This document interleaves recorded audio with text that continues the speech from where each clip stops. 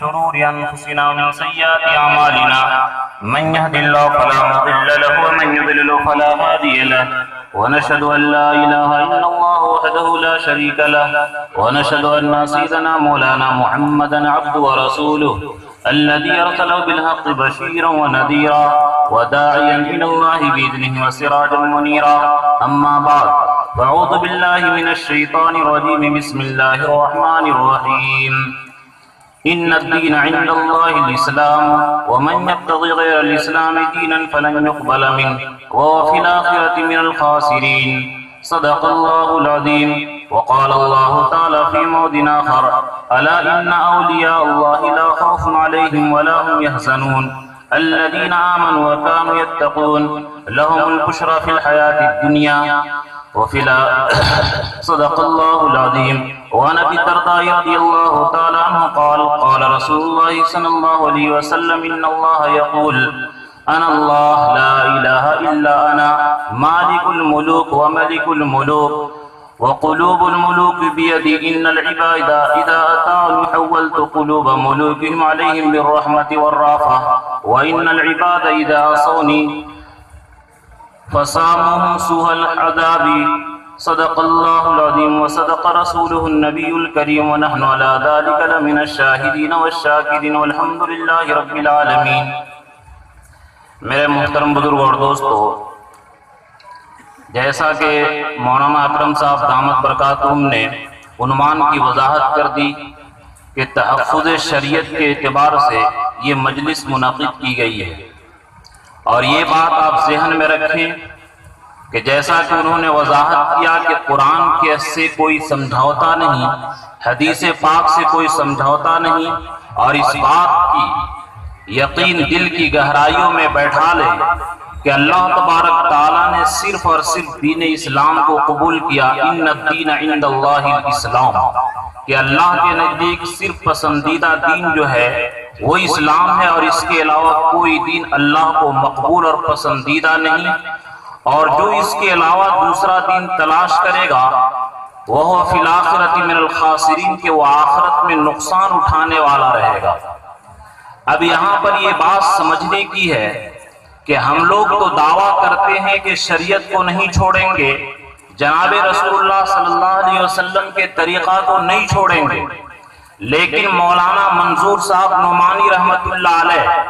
ان کی کتاب منتخب تقریر کے اندر یہ جملہ ہے، علماء کرام ہے، توجہ کے ساتھ ان کی بات سنیے. حضرت مولانا منظور صاحب نعمانی رحمت اللہ علیہ جو وقت کے بڑے ایک جید عالم، بہت بڑے محدث، بہت بڑے مناظر، علم تصوف کے امام، ہر خوبی اللہ تعالیٰ نے ان کے اندر جمع کر دی ہے. انہوں نے اپنی کتاب کے اندر یہ تحریر فرمائی تقریر کے اندر کہ اسلام کو جتنا نقصان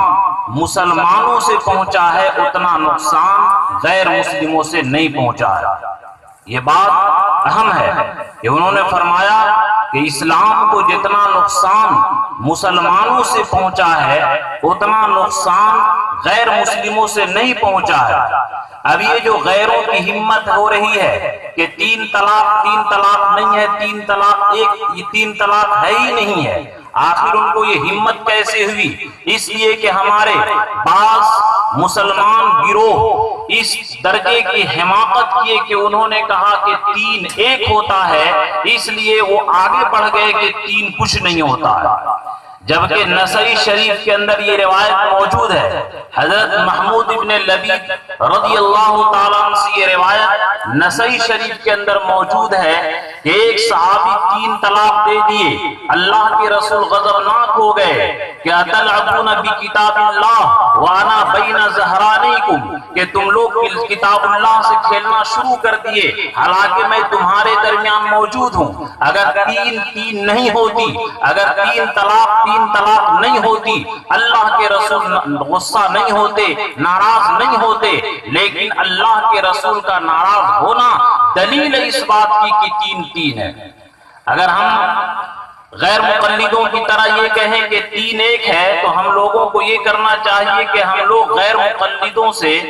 3 لاکھ روپیہ روزانہ لیں اور 1 لاکھ روپیہ واپس کرے کہ آپ کے یہاں تو 3 ایک ہوتا ہے، آپ 3 دیے، آپ 3 کو 1 مانتے ہیں کہ لیجیے 1 لاکھ روپیہ، تو ہم لوگوں کو نہ کمانے کی ضرورت پڑے گی اور نہ محنت کرنے کی ضرورت پڑے گی۔ لیکن اپنی 3 کو وہ لوگ 3 مانیں گے اور اللہ اور رسول کے 3 کو 1 مانیں گے۔ سوچئے کتنی بڑی بے انصافی ہے۔ تو میرے دوستو، یہ ضمنی میں بات عرض کر رہا تھا، ہم یہاں پر آپ لوگوں کو 2 بات سمجھانا چاہتے ہیں کہ مسلمان جن کی مدد کے بارے میں اللہ نے وعدہ کیا وَكَانَ حَقًّا عَلَيْنَا نَصْرُ الْمُؤْمِنِينَ، کہ مسلمانوں کی مدد کرنا ہمارے اوپر واجب ہے۔ اور اللہ یہ بھی فرمائے إِنَّا لَنَنْصُرُ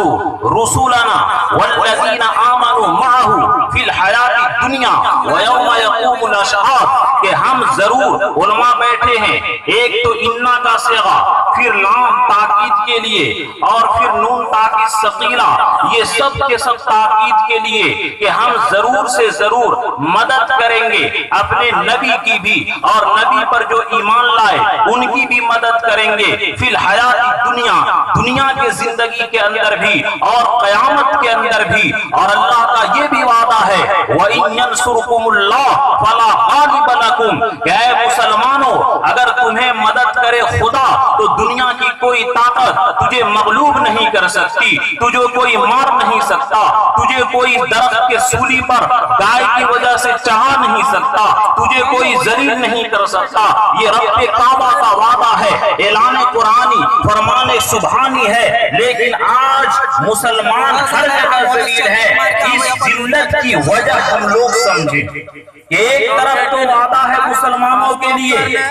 کہ ہم مسلمانوں کی مدد کریں گے، اللہ فرما رہے ہیں ذَلِكَ بِأَنَّ اللَّهَ مَوْلَى الَّذِينَ آمَنُوا وَأَنَّ الْكَافِرِينَ لَا مَوْلَى لَهُمْ، کہ مسلمانوں کا مددگار اللہ ہے اور کافروں کا، غیروں کا کوئی مددگار نہیں ہے۔ وَإِن يَنْصُرْكُمُ اللَّهُ فَلَا غَالِبَ لَكُمْ، کہ اللہ جب تمہاری مدد کرے گا تم کو کوئی ذلیل نہیں کر سکتا۔ اور اس قرآن کے خلاف آج دیکھیے کہ ہم لوگ ہر جگہ ذلت کے اندر، تباہی کے اندر، بربادی کے اندر، تیل ہمارے پاس، دولت ہمارے پاس، ہمارا جوتا، ہمارا سر، ہماری دولت، ہماری بے عزتی، ہماری غربتی، ہماری تباہی، ہم اپنا ہتھیار ہم سے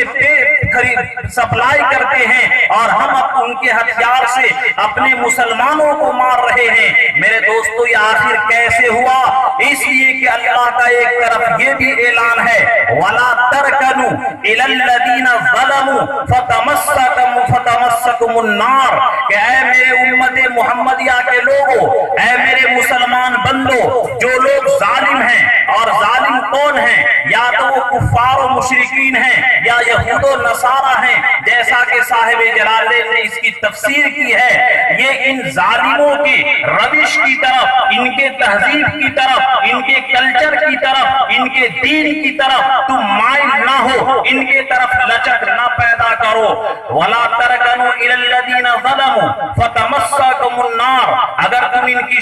ان کی تہذیب کو، ان کی 1 جنوری کو اور ان کے تمام طرح کے عیاشی اور فحاشی کو تم اختیار کرو گے، فَتَمَسَّكُمُ النَّارُ، آخرت کے اندر عذاب تو الگ ہے جہنم کا، لیکن دنیا کے اندر کیا ہوگا؟ وَمَا لَكُم مِّن دُونِ اللَّهِ مِنْ أَوْلِيَاءَ، کہ تم کو اللہ کے علاوہ پھر کوئی مددگار نہ ملے گا، تم کو اللہ اپنی مدد سے ہاتھ کھینچ لیں گے اور تمہیں مدد نہیں کیا جائے گا۔ اور اللہ کا یہ بھی وعدہ ہے وَإِن يَخْذُلْكُمْ فَمَنْ ذَا الَّذِي يَنْصُرُكُم مِّن بَعْدِهِ، کہ اے مسلمانوں اگر اللہ تم سے اپنی مدد کا ہاتھ چھین لے، اپنی مدد کا ہاتھ ہٹا لے، تو یاد رکھو پھر اللہ کے علاوہ تجھے کوئی مدد نہیں کر سکتا۔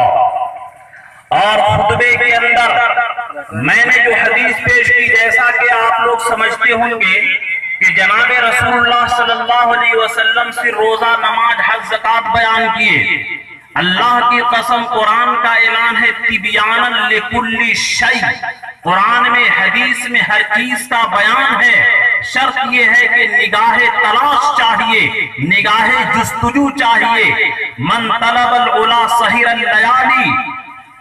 کما یغوص البحر من طلب العالی، کہ جس طریقے سے موتی کو تلاش کرنے والا جو ہوتا ہے بحر زخار میں غوطہ زنی کرتا ہے، اسی طرح ہمیں اللہ کے رسول نے پیدا ہونے سے لے کر موت تک اور دنیا کی ہر چیز کی ہمیں گائیڈ لائن اللہ کے رسول دے کر کے گئے ہیں۔ آج ہم پریشان ہیں کہ فلاں وزیر اعظم بن گیا، فلاں جگہ وزیر اعلیٰ بن گیا، اب مسلمانوں کی بڑی درگت ہوگی۔ اللہ کے رسول مشکات کے اندر یہ حدیث حضرت ابو الدرداء رضی اللہ تعالیٰ عنہ سے مروی ہے، اس کو حدیث قدسی کہا جاتا ہے۔ حدیث قدسی علماء جانتے، میں آپ لوگوں سے مخاطب ہوں، حدیث قدسی اس حدیث کو کہی جاتی ہے جس کو اللہ تعالیٰ اپنے نبی سے بیان کرے، اس کو کہتے ہیں حدیث قدسی۔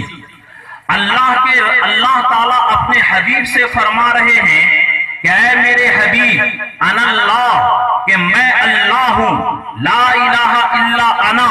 میرے علاوہ کوئی معبود نہیں، ملک الملوک، تمام کائنات کا میں بادشاہ ہوں، وملک الملوک، اور تمام بادشاہوں کا بادشاہ ہوں، وقلوب الملوک فی یدی، اور بادشاہوں کا دل میرے قبضے میں ہے، میرے ہاتھ میں ہے۔ میرا اصول کیا ہے، میرا ضابطہ کیا ہے، سن لو۔ ان العباد اذا اطاعونی، کہ جب بندے میری اطاعت کرتے ہیں، جیسا کہ یہ تحفظ شریعت تمام چیزوں کے بارے میں آج کل کے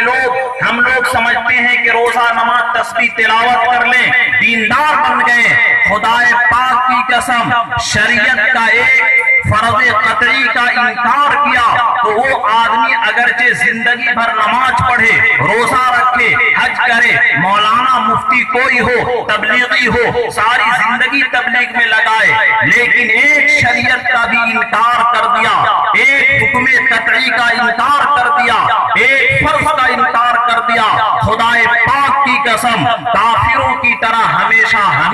یہ جہنم میں رہے گا۔ یہ مسئلہ مالا بدھا منہو سے لے کر کے فتاوی شامی تک بیان کیا گیا ہے۔ مفتی شفیع صاحب رحمت اللہ علیہ بھی یا ایھا النبی لما تحرم ما احل اللہ لک کے ذیل میں تفصیل سے گفتگو کیے ہیں، اور میرے جواہر الفقہ کے اندر بھی تفصیلی گفتگو ہے، اس کو مطالعہ کرنے کی ضرورت ہے۔ بہرحال اللہ تعالیٰ دستور بیان کیے کہ اے میرے حبیب، ان العباد اذا اطاعونی حولت قلوب ملوکہم علیہم بالرحمت والرافہ، کہ جب بندے میری اطاعت کریں گے، شریعت کی پابندی کریں گے، تمام شریعت کو اپنائیں گے، چاہے یہ بادشاہ مودی ہو یا جوگی ہو، جو بھی ہو، میں ان لوگوں کا دل مسلمانوں کے لیے نرم کر دوں گا، یہ خدمت کریں گے۔ ہمارے علماء بیٹھے ہیں، ہم تو کم عمری کی وجہ سے حضرت بانوی رحمت اللہ علیہ کی صرف ایک بار زیارت کر پائے۔ ہمارے بڑے علماء جو معمر ہیں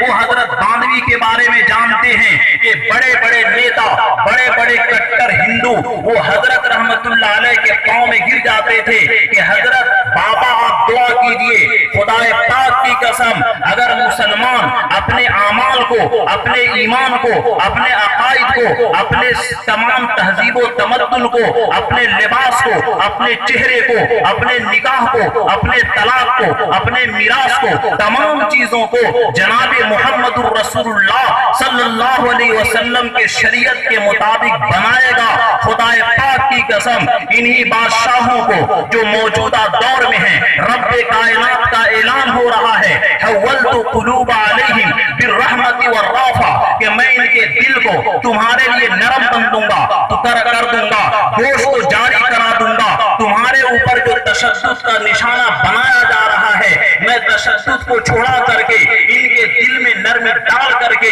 تمہارا غلام بنا دوں گا، تمہارا خادم بنا دوں گا، تمہارا محافظ بنا دوں گا۔ لیکن اے بندو، اگر تم لوگ میری اطاعت نہیں کرتے،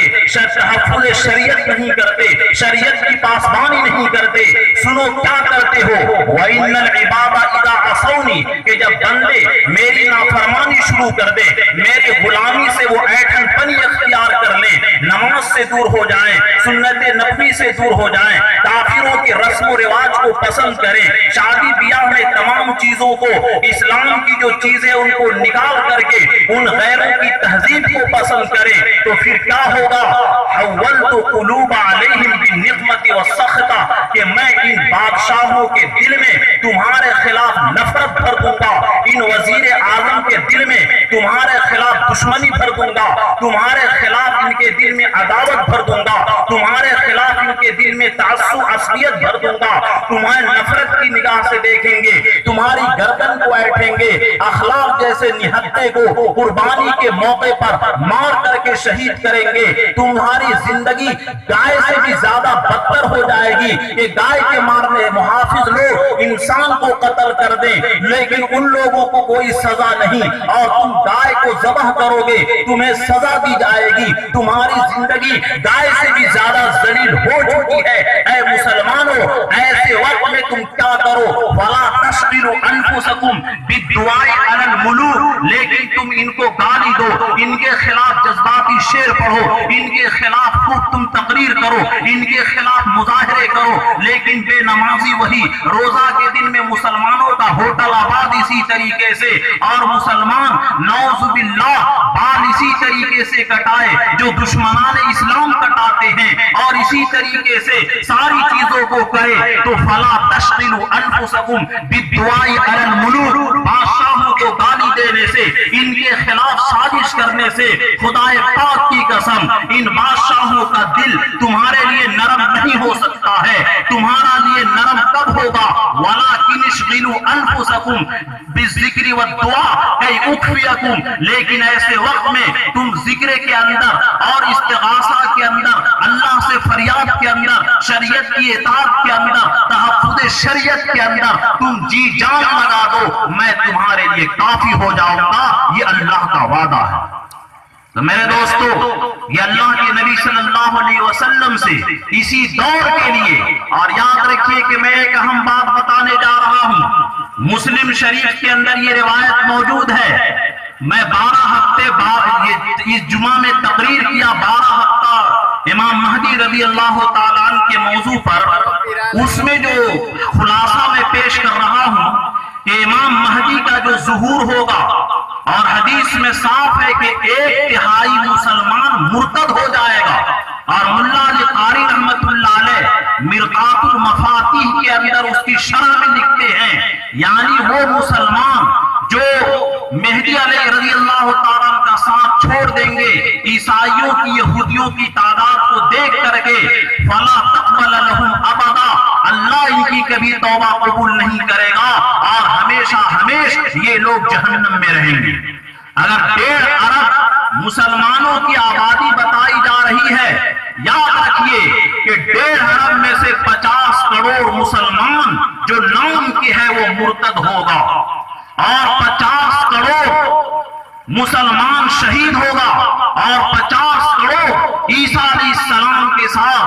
کانا دجال کا مقابلہ کرے گا۔ مسلمان کبھی ختم نہیں ہو سکتا۔ نبی صلی اللہ علیہ وسلم ہمیں تسلی دیے ہیں، کیف تہلک امہ، یہ میری امت کیسے ہلاک ہو سکتی ہے، انا اولھا، میں اس امت کا اول ہوں، والمہدی وسطھا، اور مہدی درمیان کے ہیں، والمسیح آخرھا، اور عیسیٰ ابن مریم آخری ہیں، کبھی میری امت تباہ نہیں ہو سکتی ہے۔ میرے دوستو، تو مسلمانوں کی کامیابی اور مسلمانوں کی کامرانی صرف اور صرف اللہ کی اطاعت میں ہے، شریعت کی تحفظ میں ہے۔ ملا بہاری رحمت اللہ علیہ ایک بڑی قیمتی بات کہا کرتے تھے، ایک بڑا سنہرا جملہ کہا کرتے تھے کہ اللہ اسلام کی اور قرآن کی حفاظت کرے گا،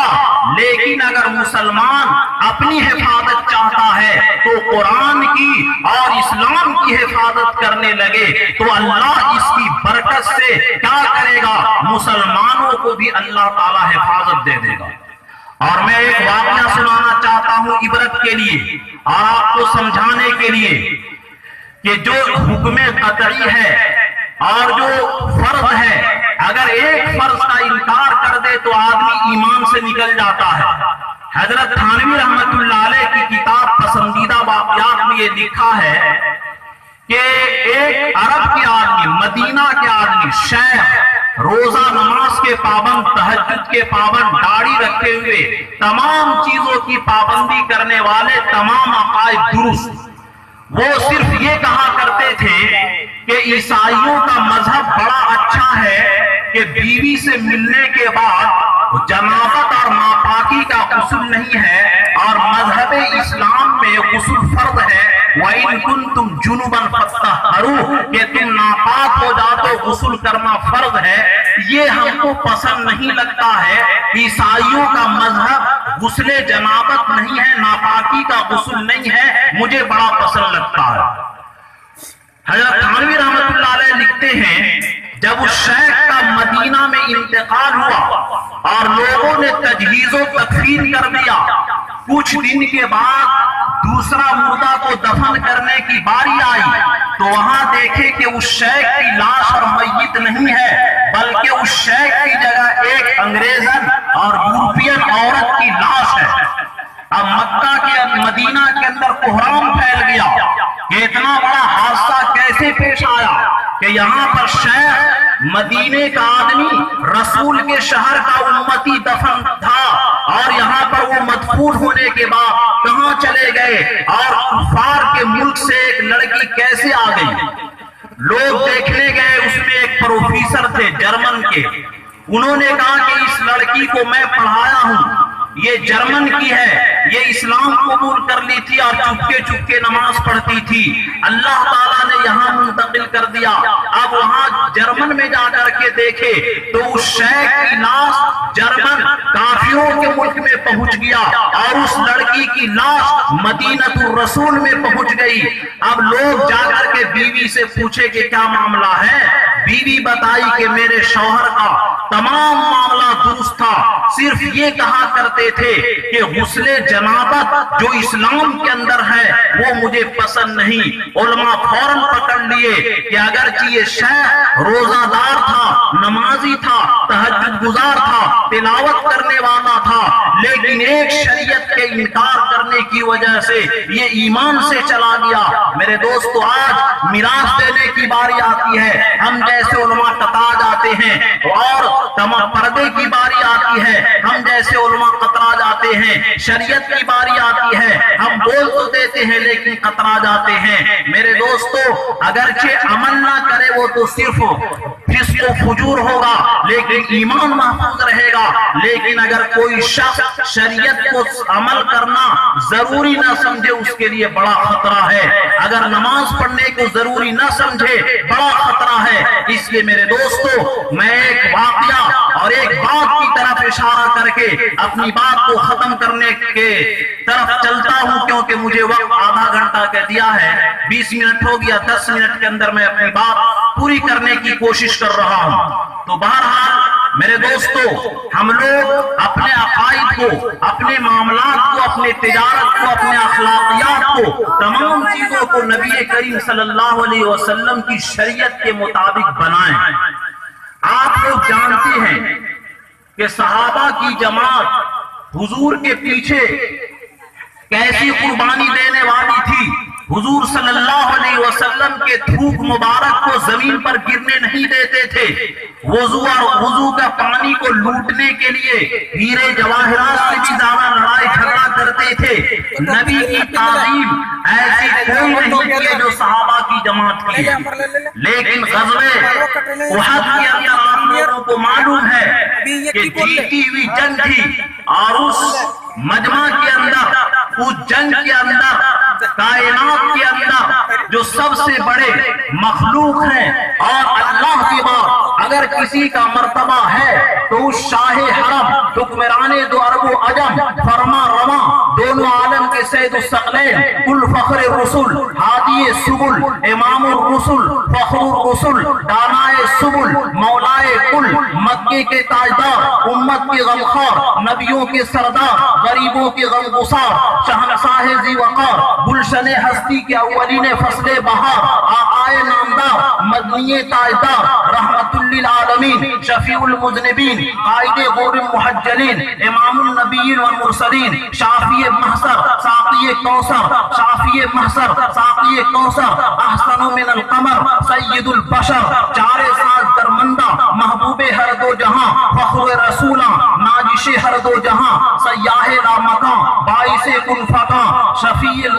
کریم السجایا جمیل الشیم نبی البرایا شفیع الامم امام الرسل پیشوائے سبیل امین خدا محبت جبرائیل شفیع الورا خواجہ باس و نشر امام الہدا صدر دیوان حشر حبیب خدا اشرف انبیاء احمد مجتبی جناب محمد رسول اللہ صلی اللہ علیہ وسلم کی ذات وہاں پر موجود ہے کہ اللہ نے قرآن میں الف نازل کیا، اللہ نے اپنے حبیب کو امین بنا دیا، با نازل کیا بشیر بنا دیا، تا نازل کیا تنویر بنا دیا، سا نازل کیا ثاقب بنا دیا، جیم نازل کیا جمیل بنا دیا، ہا نازل کیا حلیم بنا دیا، حکیم بنا دیا، دال نازل کیا دائی بنا دیا، زال نازل کیا ذاکر بنا دیا، را نازل کیا رحمت للعالمین بنا دیا، رتبے میں رب کے بعد نبی بنا دیا، زا نازل کیا زاہد بنا دیا، سین نازل کیا ساقی کوثر بنا دیا، سراج منیر بنا دیا، شین نازل کیا شاکر بنا دیا، سعد نازل کیا صابر بنا دیا، زار نازل کیا زامن بنا دیا، تا نازل کیا طارق بنا دیا، زا نازل کیا ظفیر بنا دیا، عین نازل کیا عین الحق نبی بنا دیا، غیر نازل کیا غیور بنا دیا، غنی بنا دیا، اور میرے دوستو چلتے چلے جائیے، ہا نازل کیا ہادی بنا دیا، یا نازل کیا یاسین بنا دیا۔ وہ ہستی وہاں پر موجود ہے اور صحابہ جان بوجھ کر کے نہیں بلکہ ایک اجتہادی غلطی کی وجہ سے ان سے چوک ہو گئی، جیتی ہوئی جنگ ہار میں تبدیل ہو گئی، اور ہم لوگ عقائد میں نماز میں عبادت میں اخلاق میں شریعت پر عمل کرنے کو ضروری نہ سمجھے، صرف نعرہ بازی کریں۔ خدا پاک کی قسم اس سے ہمارے مسئلے کا حل نہیں ہو سکتا، ہم اس سے بڑے بڑے خوفناک دور دیکھ چکے ہیں، اور کیا بتاوے آپ کو کہ آپ لوگ بخارا سمرقند کا واقعہ جانتے ہوں گے، اسلام کو مکمل مٹانے کی کوشش کی جا چکی تھی، فرعون کی طاقت ان لوگوں سے بھاری تھی، لیکن اللہ نے ان کو مسمار کر دیا۔ اصحاب کہف چند لوگوں کی وجہ سے اللہ نے کفر کی حکومت کو پلٹ دیا۔ میرے دوستو میں ایک آخری بات کہہ کر کے آپ سے رخصت ہونا چاہتا ہوں کہ بہت لوگ کہتے ہیں کتب ابدال نہیں ہیں، دعا کر کے مسلمانوں کی حالات کیوں نہیں درست کر دیتے؟ اللہ کے نبی کا فرمان ہے یاتی علی الناس الزمان، لوگوں پر ایک ایسا زمانہ آئے گا یدعو الرجل للعامت کہ وقت کے کتب غوث ابدال امت کے عمومی لوگوں کے لیے دعا کریں گے، اللہ کہیں گے ادعو لخاصتی کا، اے میرے کتب اے میرے ولی اے میرے برگزیدہ بندے اپنے لیے دعا کر، قبول کروں گا، وَأَمَّا الْعَامَّةُ اللَّهُ، اور عام لوگوں کی دعا قبول نہیں کروں گا، فَإِنِّي عَلَيْهِمْ غَضْبَانٌ، اس لیے کہ میں امت کے عمومی طبقہ سے ناراض ہوں، انہوں نے شریعت کی تحفظ چھوڑ دی۔ خدا پاک کی قسم ہماری کامیابی صرف اور صرف ہم تو گولی کے دہانہ پر تلوار کے وار کے نیچے، ہمارے لیے تو خوشخبری ہے الجنت تحت ظلال السیوف، جنت تلوار کے سائے کے نیچے ہے، ہم قتل کیے جائیں گے، ہم مارے جائیں گے، وَمِنَ الَّذِينَ أُخْرِجُوا وَهَاجَرُوا وَأُوذُوا وَقَاتَلُوا وَقُوتِلُوا، چاہے دین کے خاطر قتل ہو جائے، خدا پاک کی قسم اللہ نے جنت کا وعدہ کیا، ہم دین کی وجہ سے داڑھی ٹوپی کی وجہ سے مارے جائیں شہید ہوں گے، اللہ کے ہاں اجر عظیم ہوگا، لیکن اگر دنیا کی وجہ سے مارے گئے، عہدے کرسی کی وجہ سے مارے گئے، ہمارے لیے ذلت نکمت نہایت خباثت ہوگی، اور اللہ کا وعدہ ہے افتؤمنون ببعض الکتاب، کہ تم بعض کتاب پر، اگرچہ یہ کتاب اگرچہ یہ آیت یہودیوں کے بارے میں ہے لیکن مسلمان بھی سن لے، اللہ کا فرمان ہے افتؤمنون ببعض الکتاب، کہ تم بعض شریعت کو اپناتے ہو ایمان لاتے ہو، وتکفرون ببعض، اور بعض شریعت کا انکار کرتے ہو، یاد رکھو جو ایسا کرے گا فما جزاؤ من یفعل ذلک منکم کہ جو تم میں سے آدھی شریعت کو مانے گا آدھی شریعت کو چھوڑے گا ان کے لیے کیا ہے الا خزی فی الحیات الدنیا دنیا کے اندر ذلت ہے نقمت ہے ہلاکت ہے بربادی ہے تباہی ہے اور ان کے مقدر میں رسوائی کے علاوہ کچھ نہیں ہے اور کامیابی کس کے اندر ہے دین اسلام کو اپنانے کے اندر ہے اللہ آپ کو بھی اور مجھے بھی اور ہم تمام علماء کرام کو اور تمام عوام کو شریعت کی پابندی کی توفیق عطا فرمائے آمین وآخر دعوانا الحمدللہ رب العالمین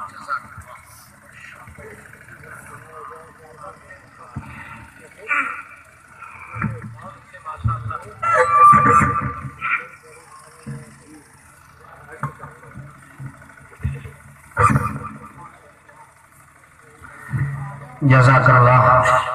یہ تھے حضرت مولانا مفتی عزیر صاحب قاسمی مقدس اللہ العالی جو اپنی تقریر میں قرآن و حدیث پڑھ رہے تھے اور قرآن کریم پڑھ کر احادیث مبارکہ کی تلاوت کر کے بہت خوبصورت اسلوب میں بات پیش فرما رہے تھے. دوستو اب اس کے بعد وہ دوسرے عظیم خطیب جو آج کے اس جلسے کو خطاب کرنے کے لیے تشریف لائے ہیں حضرت مولانا محفوظ الرحمان صاحب استاذ دارالعلوم جلیلیہ جرمن استاد حدیث ہے. بہت عمدہ خطاب ہوتا ہے. وہ بھی اسٹیج پہ تشریف لانے والے ہیں ماشاءاللہ. یہ بالکل ابھی 12 بھی نہیں بجے اور یہ سامنے جو ہے 12 کیا 13 بج گیا. اب مجھے سمجھ میں نہیں آ رہا ہے کہ ہم جلسہ آگے کیسے چلا ہے. یہ کیفیت ہے. ایک تو مجمع بھی کم ہے, بہت سارے لوگ دیگر مصروفیات کی وجہ سے اجتماعات ہیں اور شادی بیاہ کا بہت زیادہ بھی موسم لگن چل رہا ہے, اس وجہ سے بہت زیادہ مجمع نہیں آ پایا. لیکن جو مجمع آیا ہے دیکھیے ایک جلسہ بڑی محنت کے